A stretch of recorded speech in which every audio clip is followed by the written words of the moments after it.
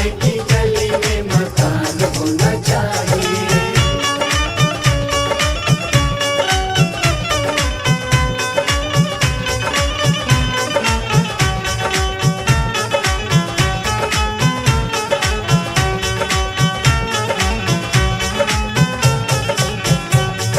राधा जी की गली में भंडारा मैं कराऊंगी, राधा जी की गली में भंडारा मैं कराऊंगी। साधु और संतों को मैं बैठ के खिलाऊंगी, साधु और संतों को मैं बैठ के खिलाऊंगी।